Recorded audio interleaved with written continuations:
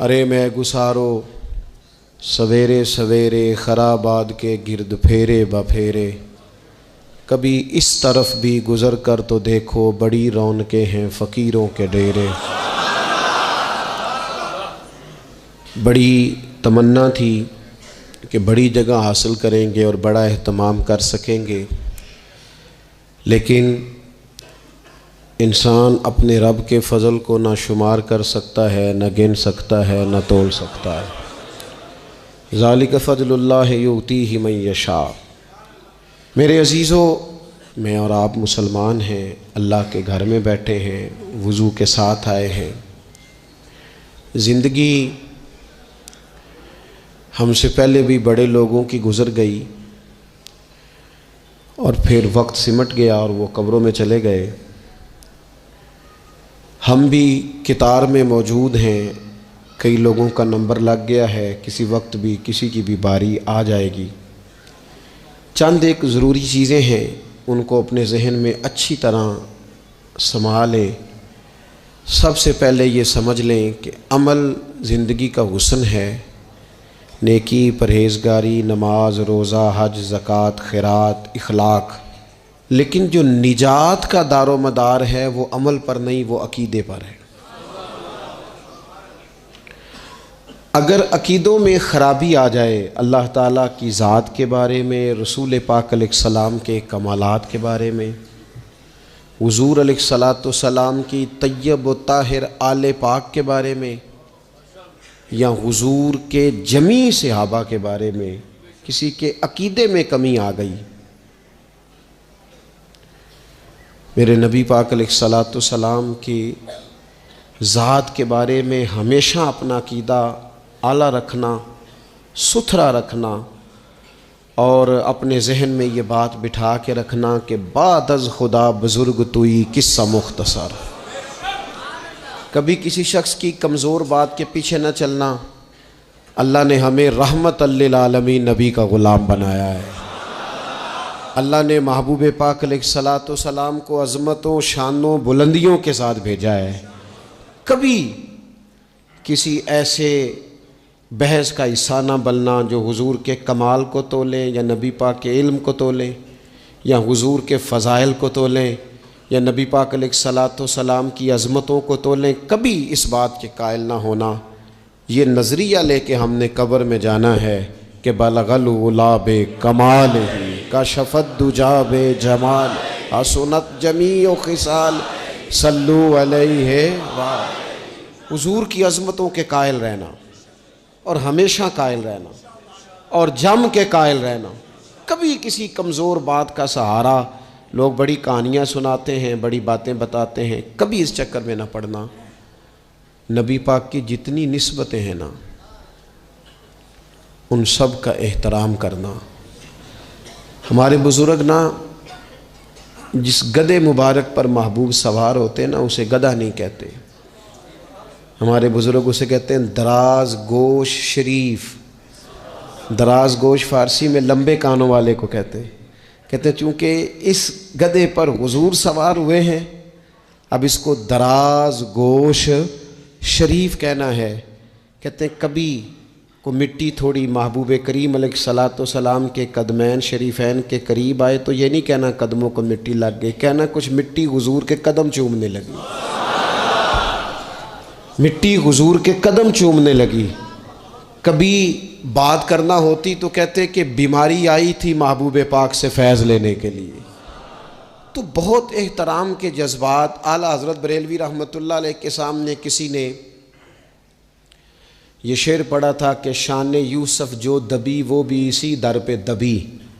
तो फरमाया ये तो क्या कह रहा है, हुजूर तो किसी को दबाने आई नहीं, तू क्या शान यूसुफ जो बड़ी वो भी इसी दर से बड़ी।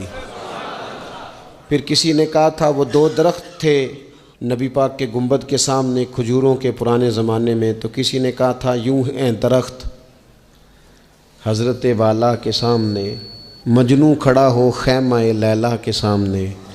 तो आला हज़रत फरमाने लगे तुमने हुजूर के खैमे को तशबीह ठीक नहीं दी, तुम्हें कहना चाहिए था यूं हैं दरख्त हज़रत वाला के सामने जैसे कुदसी खड़े हैं अर्शे मुअल्ला के सामने। कभी भी कोई कमज़ोर लफ्ज़, कमज़ोर जुमला हुजूर सरवर कहूँ कि मालिक व मौला कहूँ तुझे, बागे खलील का गुले ज़ेबा कहूँ तुझे, लेकिन रज़ा ने ख़त्म सुखन इस पे कर दिया, खालिक का बंदा खल्क का आका कहूँ तुझे। एक तो ये बात। दूसरी बात ये कि बड़ा अफरात व तफरीत का दौर आया है। जिसको भी लड़ाना होता है वो मजहबी बुनियादों पे लड़ाना शुरू कर देता है। मज़हब के नाम पर लोगों को इमोशनल करना और मजहबी बुनियादों पर तफरीक पैदा करना, ये बड़ी घिनौनी साजिश होती है। कभी भी कोई ऐसा काम ना ज़िंदगी में करें, कभी भी, कि जिसके अंदर मामला इस तरह का हो। अपना कद ऊंचा करने के लिए कभी भी मज़हब का सहारा ना लें। अपनी ज़ाती लड़ाइयों को कभी मज़हब का रंग ना दें। उसमें कभी भी दीन की बुनियादों को ना लेके आएँ। कोई ऐसा काम ना करें। आपकी किसी से ज़ाती दुश्मनी है तो उसे शिमर यजीद कहने की ज़रूरत नहीं है। आप ज़ाती बात करें उसके साथ जो करनी है। नबी पाक अलैहिस्सलाम के सहाबा और अहले बैत के नाम पर लोग ज़ाती लड़ाइयाँ लड़ते हैं। खुदारा इससे बचो। ये जो हुजूर की औलादे पाक है ना, जो नबी पाक की, मैं अल्लाह के घर में मस्जिद में बैठा हूँ, मेरे मुर्शद की औलाद क्या उस दरवाज़े से जो गुज़र जाए वो भी मेरे लिए काबिल एहतराम रहा। और मेरे उस्ताद साहब के बच्चे, मैं आपको दयानतदारी से कहता हूँ, कभी आ जाएं तो मुझे समझ नहीं आती मैं बिठाऊँ कहाँ, इसलिए कि असला नाल जे नेकी करिए और नस्लां ताक नहीं भुलदे। उस्तादों के बच्चे आ जाएं तो बिठाने को जगह नहीं मिलती। अगर उस्तादों के बच्चों का ये हाल है तो रसूल पाक की औलाद का क्या हाल होना चाहिए। नबी पाक की औलाद पाक के बारे में कभी भी अपनी तबीयत में कोई कमज़ोर बात ना रखना। नबी करीम ने फरमाया, ऐ अल्लाह ये मेरे हसन और हुसैन है, मैं इन दोनों से मोहब्बत करता हूँ, तू भी इनसे मोहब्बत फरमा। और फिर महबूब फरमाने लगे, ऐ अल्लाह जो मेरे हसन हुसैन से मोहब्बत करे तो उन सब से भी मोहब्बत फरमा। इस तरह हुजूर की औलाद पाक का एहतराम करना है ना, बिल्कुल उसी तरह मेरे नबी पाक के सहाबा। ज़माना शराग लेके ढूंढेगा ना, वफ़ा की सारी तारीख़ें जहाँ दम तोड़ जाएंगी वहाँ से जनाब सिद्दीक़ अकबर का आगाज़ होता है। दम तोड़ जाएंगी जहाँ सारी चीज़ें। अबू बकर सिद्दीक़, जनाब सिद्दीक़ अकबर। ओ दोस्तों, इतने बड़े लफ्ज़ नहीं मिलेंगे कभी भी कि हुजूर फरमाते हैं मेरे पास जिसके पैसे आए मैंने अमानत समझ के खर्च किए, अबू बकर के आए तो मैंने अपने समझ कर खर्च किए। हज़रत अबू बकर सिद्दीक़ की और फिर सैयदना फ़ारूक आज़म। आपने भी हदीस सुनी होगी, मैंने भी। हुजूर ने फरमाया कि शैतान उम्र को देख के रास्ता बदल जाता है। पहले ये हदीस पढ़ा सुना करते थे, अब इस तरह का तजर्बा हुआ है कि बात ही खुल गई है। वो सिर्फ हज़रत उमर को देख के रास्ता नहीं बदलता, हज़रत उमर का नाम भी ले तो रास्ता बदल जाता है। तो यकीन करें, हमने लोगों को रास्ते बदलते देखा है। नाम ले ले हज़रत उमर का, शैतान रास्ता बदल गया। और सैयदना उस्मान गनी, पैक करे सिद्ध को सफ़ा, मंबाए शर्म हया, नूर की सरकार से पाया दुशाला नूर का, ओ मुबारक तुमको जुन्नूरैन जोड़ा नूर का। हज़रत उस्मान गनी। और फिर मौला अली, शेर खुदा, हाल अता, मुश्किल कुशा, हज़रत मौला अली शेर खुदा। हुजूर ने बात ही ख़त्म कर दी। अलैहिस्सलाम ने फरमाया, अली दुनिया में भी मेरा भाई है, आखिरत में भी मेरा भाई है।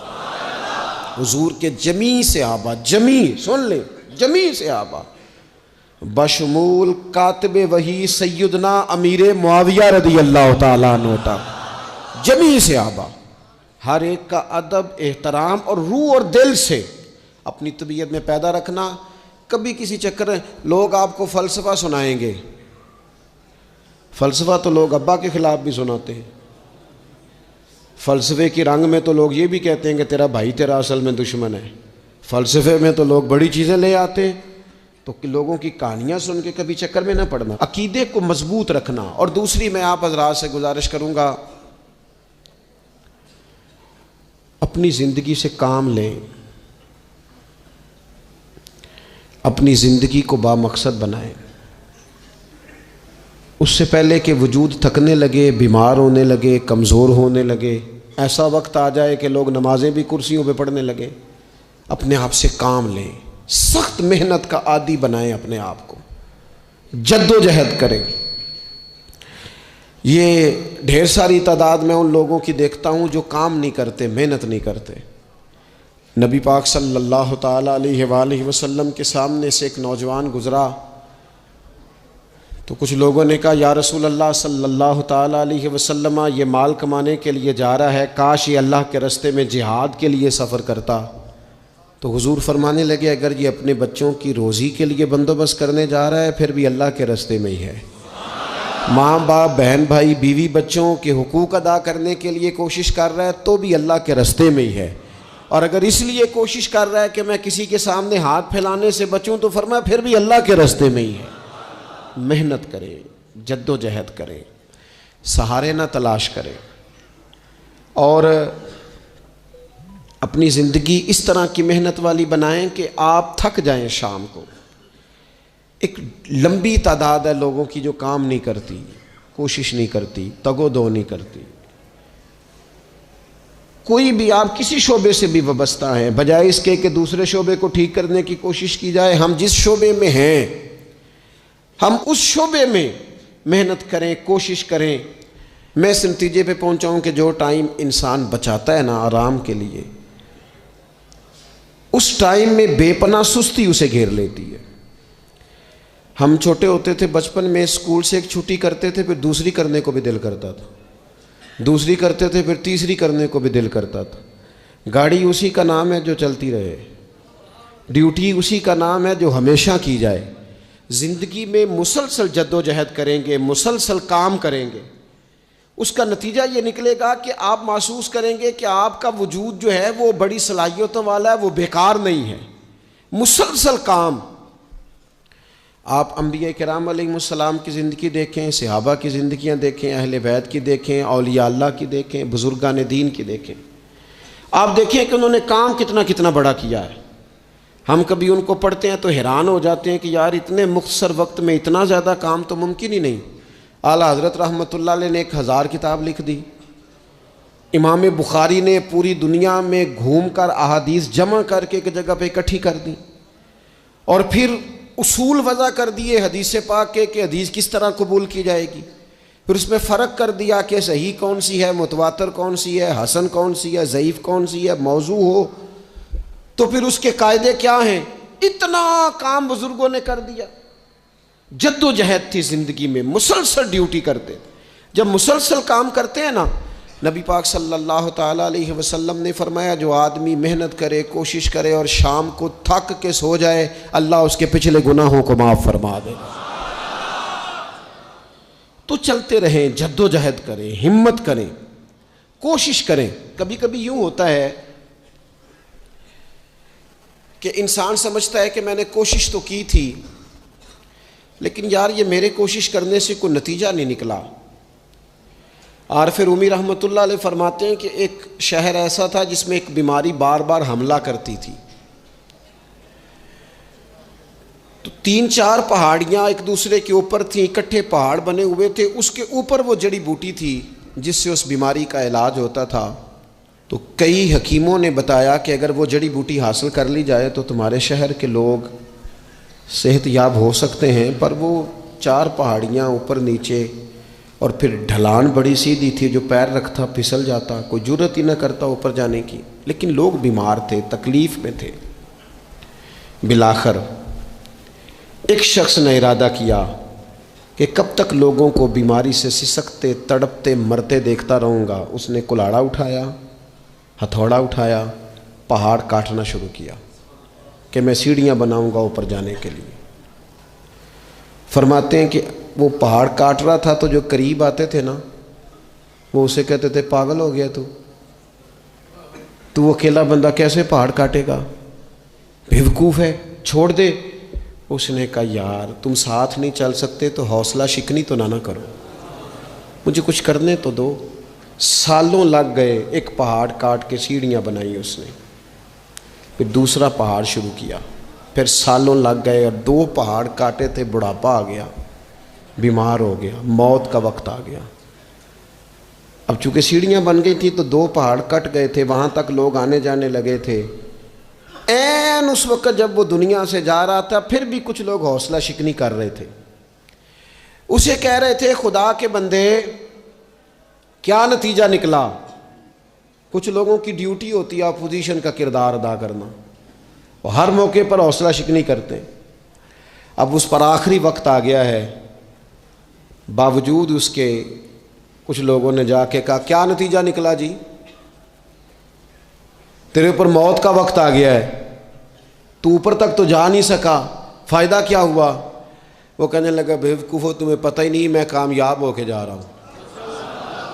उन्होंने कहा किस तरह। कहने लगा मैंने आधा सफ़र आसान कर दिया है, अब जो मेरे बाद आएगा ना उसे सिफर से नहीं शुरू करना पड़ेगा, मैंने आधा सफ़र उसके लिए आसान कर दिया। वो तीसरे पहाड़ से शुरू करेगा, 2 काटेगा तो जड़ी बूटी तक पहुंच जाएगा, लोगों को शिफा होने लगेगी अल्लाह के फजल से। हम पता क्या करते हैं, बिलखुसूस मेरे वतन का रिवाज ये है कि लोग आधा सफ़र भी आसान करने को तैयार नहीं। वो कहते नहीं सारा ही फलाना करेगा। जितने अंबिया दुनिया में आए ना मेरे दोस्तों, वो सारे कामयाब गए, लेकिन किसी के साथ 4 उम्मती, किसी के साथ 10, किसी के साथ 100, किसी के साथ 200, लेकिन नबी कामयाब गए। क्यों? कि अल्लाह ताला ने जो उनके ज़िम्मे ड्यूटी लगाई थी वो ड्यूटी उन्होंने पूरी जिम्मेदारी से सर अंजाम दिए। उस ड्यूटी में उन्होंने कभी कोई कमी दिखाई तो अपनी ज़िंदगी में जद्दोजहद करें, काम करें, बैठकर सिर्फ बात ना करें, तनकीद ना करें, बैठकर सिर्फ मनसूबा बंदी ना करें। और मेरे मुल्क में बिलखुसूस ये काम होता है, तबसरे करो, चैनल खोलो, तनकीद करो, अंदर की खबर लेके आओ, कोई कहानी सुनाओ, कोई नई स्टोरी बनाओ, लेकिन काम ना करो। बड़ी खूबसूरत बात की शायर ने, उसने कहा शिकवाए जुल्मत शब से तो कहीं बेहतर था, अपने हिस्से की कोई शम्मा जलाते जाते। लोग तालीम नहीं हासिल कर रहे तो भैया आप एक बच्चे का खर्च उठा लें, किसी गरीब का आप उसे पढ़ा दें, एक बंदा तो आपकी वजह से तालीम याफ्ता हो जाए। लोगों को खाना नहीं मिल रहा, भूखों मर गए लोग, हुकूमतें कुछ नहीं कर रही, आप 10 बंदों की जिम्मेदारी उठा लें, आप गरीबों को देख लें, 10 लोगों के घर में आप खाना पहुंचाना शुरू करें। और ये होता रहा है, लोग ये काम करते रहे, ये ड्यूटियां हमारे बुजुर्गों ने सर अंजाम दी हैं, 2-2 करके, 4-4 करके, 6-6 करके उन्होंने काम किया है। अपनी जिम्मेदारी का एहसास करें, मुसलसल काम करें, मुसलसल जद्दोजहद करें, मुसलसल ड्यूटी करें। और फिर मेरी तीसरी गुजारिश आपसे ये है कि जिस तरह आप अपने अपने घर में आपकी ज़िम्मेदारियां होती हैं और अगर आप ज़िम्मेदारी अदा नहीं ना करते तो एहतजाज होता है। माँ को टाइम नहीं देते तो माँ भी एहतजाज करती है, घर वाली को टाइम नहीं देते तो वो भी एहतजाज करती है, दोस्तों को वक्त नहीं देते तो वो भी उसका शिकवा करते हैं।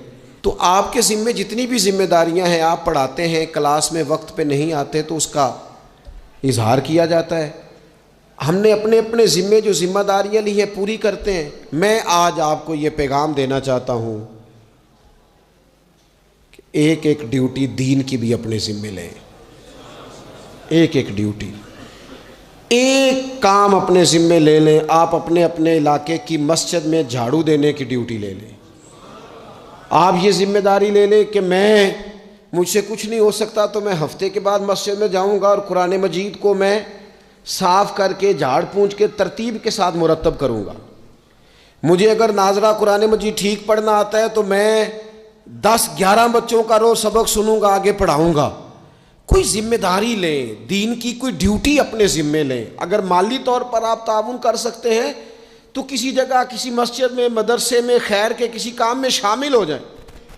दीन इस्लाम के साथ अमलन तबलीग में अपना काम करें। जिम्मेदारी हर दुनिया का काम मैनेज करके, मुरतब करके किया जाने लगा है।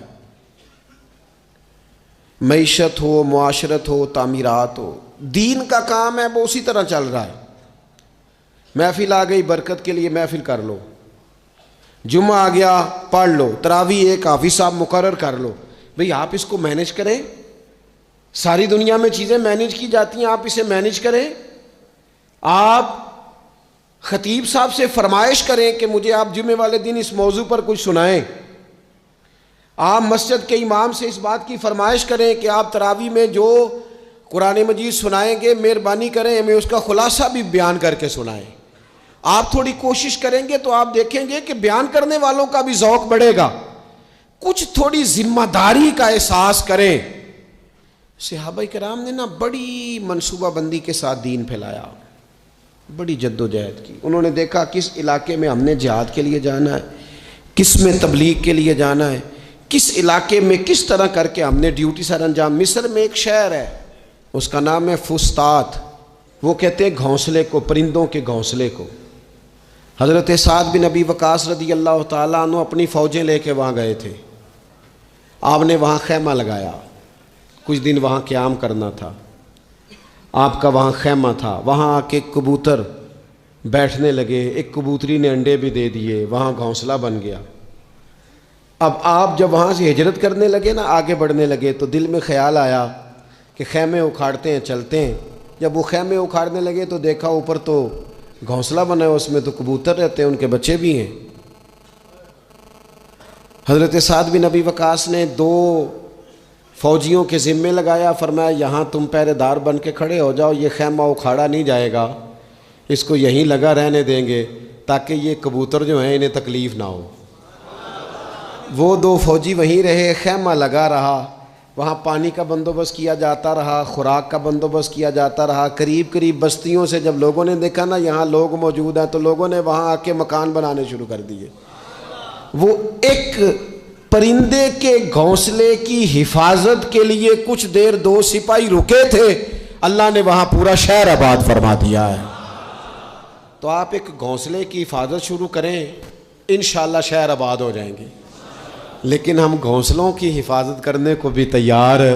अब चौथी बात आपकी खिदमत में अर्ज़ करनी है, एक ज़रूरी काम बड़ी बड़ी तवज्जो के साथ आपने समझना है। थोड़ा सा इसके पस मंज़र को समझ लें। जो आया करीमा मैंने तिलावत की है उसका हिस्सा भी इसी में आएगा। दुनिया का निज़ाम ना 2 तरीक़ों से चलता है, एक है निज़ाम असबाब और एक है निज़ाम गैब। एक निज़ाम असबाब से चलता है कि आग जलाती है, पानी ठंडा करता है, इंसान माँ बाप के मिलाप से पैदा होता है। दुनिया निज़ाम असबाब से चलती है और इसी तरतीब से निज़ाम आगे चल रहा है। और एक है निज़ाम गैब, जब अल्लाह अपनी रहमत का फ़ैसला फरमाए। तो एक निज़ाम वो भी है। वो कैसे है? आग जलाती है, लेकिन जब रब चाहे ना तो हज़रत इब्राहीम के लिए ठंडी हो जाती है। ये क्या है? ये निज़ाम गैब है। निज़ाम असबाब ये है कि माँ बाप के मिलाप से औलाद पैदा होती है, और अगर रब चाहे ना तो हज़रत ईसा अलैहिस्सलाम को बग़ैर बाप के भी पैदा फरमा देता है। हम जो मुसलमान हैं ना, हमारी सारी की सारी तवज्जो निज़ाम असबाब पे हो गई है। असबाब पूरे जमा करो, लेकिन अपने रब की बारगाह की तरफ रुजू भी करो। कई दफ़ा ना असबाब सारे बंदे के हाथ से छूट जाते हैं, फिर उसे ज़रूरत होती है दस्ते गैब की, अल्लाह उसकी मदद करे।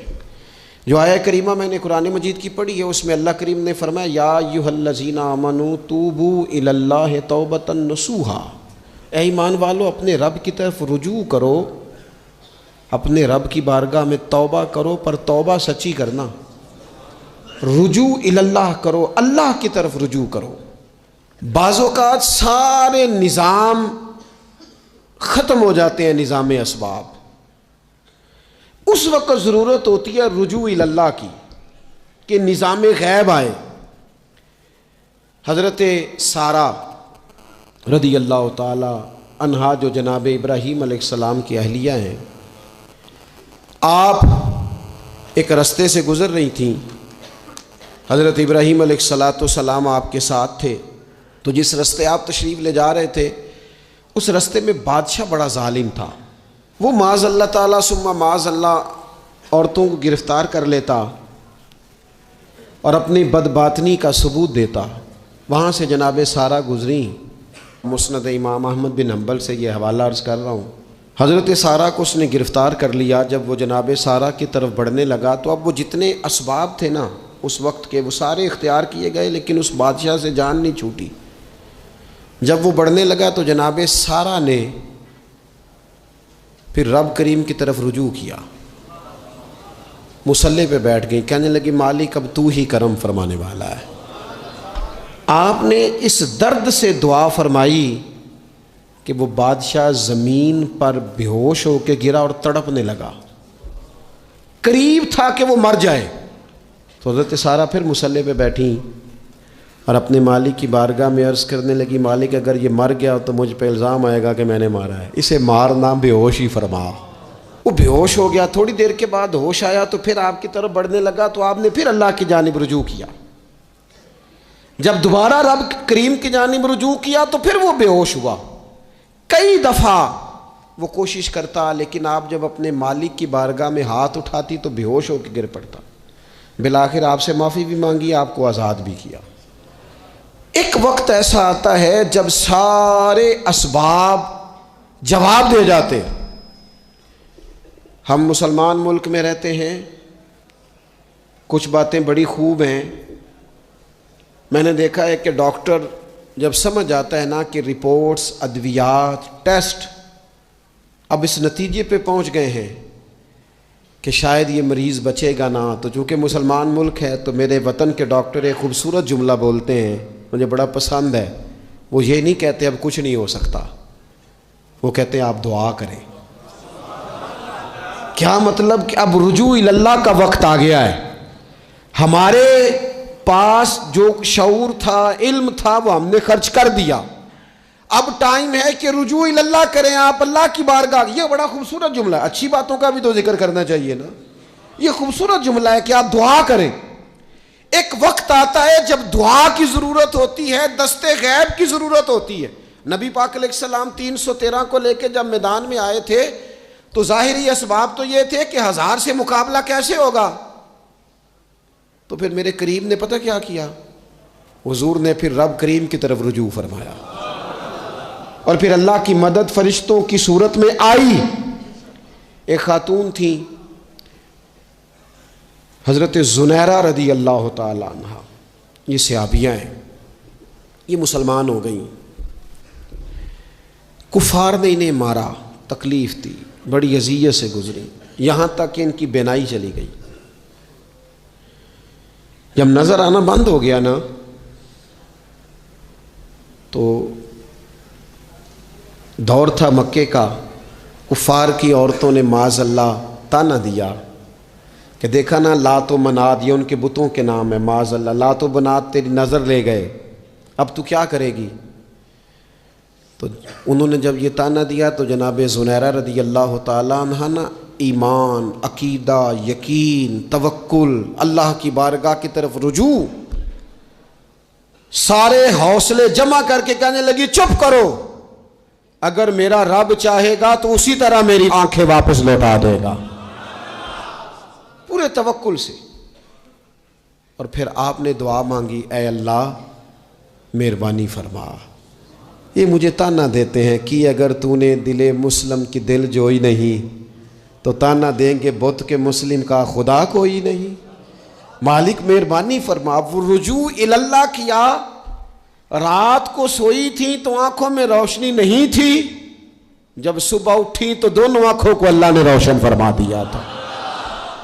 मैं अर्ज कर रहा हूं कि वक्त है हमारे ऊपर कि अब हमें अपने रब की बारगाह की तरफ रुजू करना चाहिए। जब बंदा अल्लाह की जानिब रुजू करता है ना, नबी पाक अलैहिस्सलाम ने फरमाया जब तुम इस्तिग़फ़ार करते हो ना तो अल्लाह हर मुश्किल से निकलने के लिए तुम्हें रास्ता अता फरमाता है, और अल्लाह तुम्हें वहाँ से रिज़्क़ अता करता है जहाँ से तुम्हारा कभी गुमान भी नहीं गया होता। कभी ना तवज्जो करें, जब पूरी तरह टूट जाए ना फिर तवज्जो करें रब की जानिब। जब पूरी कोशिश करें काम ना हो तो फिर बैठ जाएं अपने मालिक की बारगाह में। मालिक असबाब जमा कर लिए, अब तो मदद फरमा। जब पूरी तरह हज़रत इब्राहीम अलैहिस्सलाम के पास मेहमान बड़े आया करते थे, मेहमान नवाज भी बड़े थे, बग़ैर मेहमान के खाना ही नहीं खाते थे, बड़े मेहमान नवाज थे। तो कहत पड़ गया मिस्र में गल्ला ही नहीं मिलता। हज़रत इब्राहीम का एक दोस्त था, आप फ़लस्तीन में थे, वो मिस्र में था। आपने उसके पास ऊँट भेजे कि 4-5 ऊँटों पर गल्ला अनाज रख के मुझे रवाना कर, ताकि मैं अपने जो मेरे पास मेहमान जमा है उनको खाना तो दे सकूं। वो ऊँट रवाना हो गए। हज़रत हकीमुल उम्मत मुफ्ती अहमद यार खान साहब रहमतुल्लाह लिखा है, चले गए ऊँट। अब मेहमान जमा हैं, उनको भी खबर दे दी गई है कि आप फ़िक्र न करें, गल्ला मिस्र से आने लगा है, खाना मिलेगा। लेकिन जब वहाँ उठ गए तो उन्होंने कहा, कहत चूँकि बहुत ज़्यादा था, अनाज सारी हम तकसीम कर चुके हैं, अब तो हमारे पास गल्ला नहीं है। वो खाली आ गए वापस।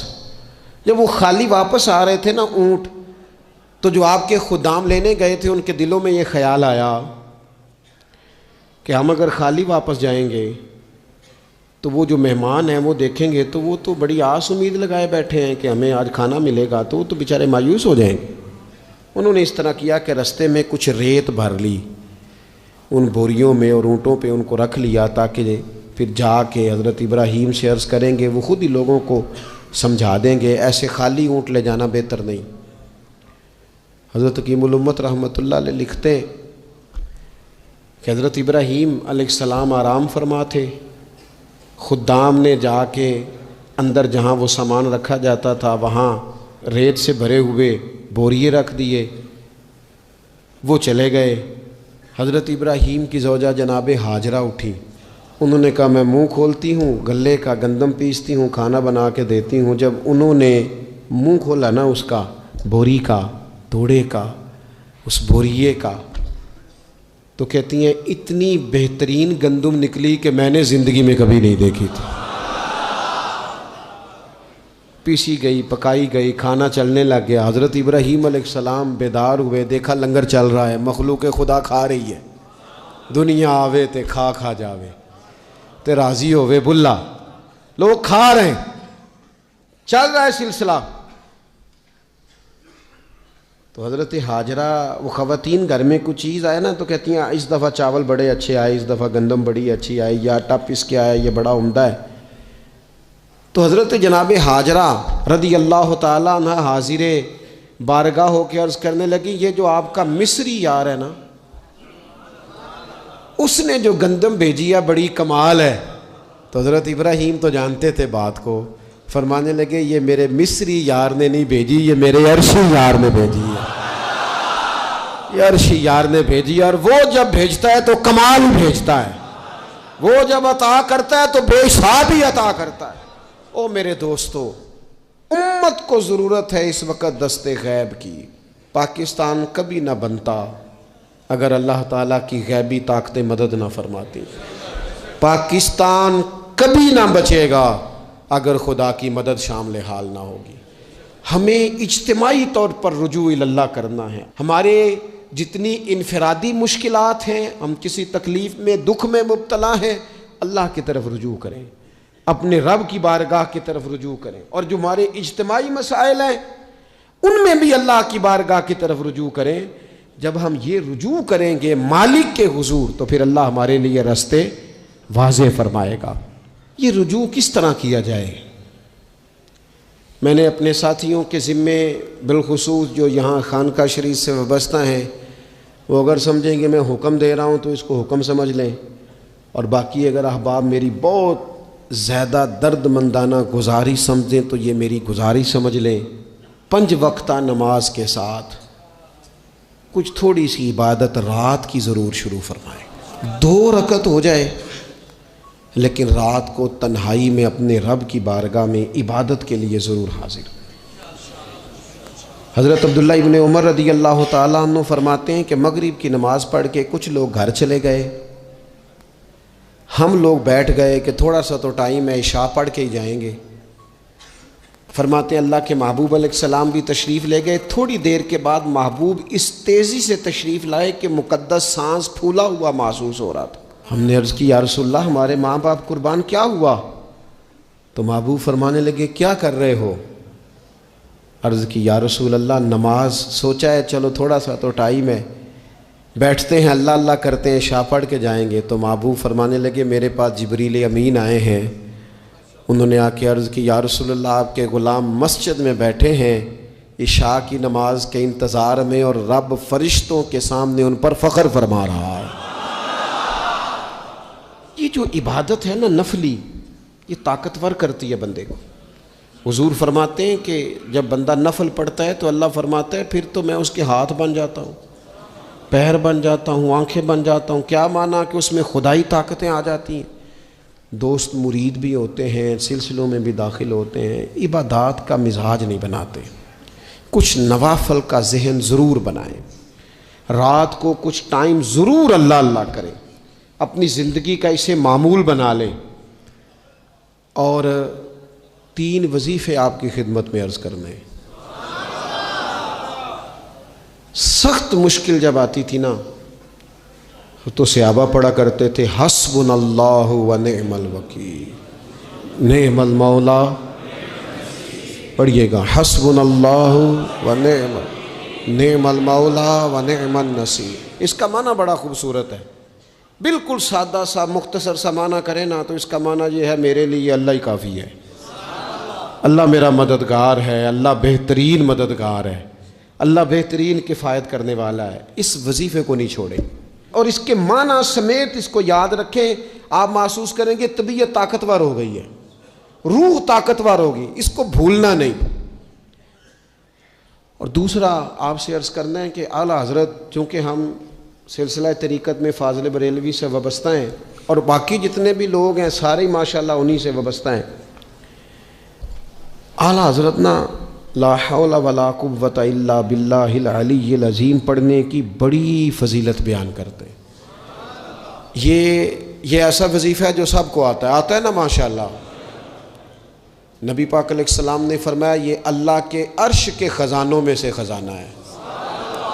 आला हज़रत फरमाते हैं 99 दफ़ा पढ़ो ला हौला वला कुव्वता इल्ला बिल्लाहिल अलीय्यिल अज़ीम।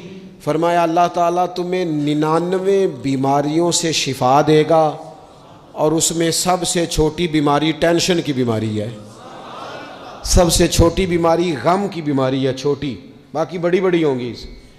इस वजीफ़े को नहीं आपने छोड़ना और ये पाबंदी करनी है, करेंगे इंशाअल्लाह ताला। और तीसरा वजीफ़ा है दरूद पाक। ये बंदा दरूद पाक पढ़ता है तो पता होता क्या है, एक बार पढ़ो तो 10 रहमतें, 2 बार पढ़ो तो, 3 बार पढ़ो तो, 4 दफ़ा पढ़ो तो फिर तो चारों जानब रहमत ही रहमत हो जाती है। दरूद पाक को कभी ना छोड़ो अपनी ज़िंदगी में। आज आप अपने आप से अहद करें, कोई रात ऐसी ना गुजरे कि दरूद पाक पढ़े बगैर हमें नींद आ जाए। ये जहन बना, ये 2 वजीफ़े और तीसरा दरूद पाक। चौथी बात आपकी खिदमत में ये अर्ज़ करनी है कि रमज़ान शरीफ आ गया है। रमज़ान शरीफ का कुरान पाक से इसलिए गहरा ताल्लुक़ है कि शहरु रमज़ान अल्लज़ी उन्ज़िल फ़ीहिल कुरान, रमज़ान का वो महीना है जिसमें अल्लाह ने कुरान नाजिल फरमाया है। इस माह मुक़द्दस में कुरान मजीद के साथ इस तरह की दिलचस्पी पैदा करें कि जिनका नाजरा ठीक नहीं है वो कुरान मजीद नाजरा ठीक करें, और जिनका नाजरा दुरुस्त है वो कंजुल ईमान ले लें, ख़ज़ाइनुल इरफ़ान तफसीर ले लें, और एक रुकू कम अज़ कम सुबह में, एक शाम में, और पूरा पारा पढ़ें, फिर तो लुत्फ़ नसीब हो जाएगा। थोड़ा सा ना दिलचस्पी पैदा करें कुरानी उलूम के साथ। बड़ी खुशकी है, बड़े शेर याद हैं, बड़ी कहानियाँ याद हैं, बड़ी बातें याद हैं, पर कुरान पाक के साथ हमारी वो दिलचस्पियाँ मौजूद। ख़ास ज़ौक़ पैदा करें कुरानी तालीमात के साथ।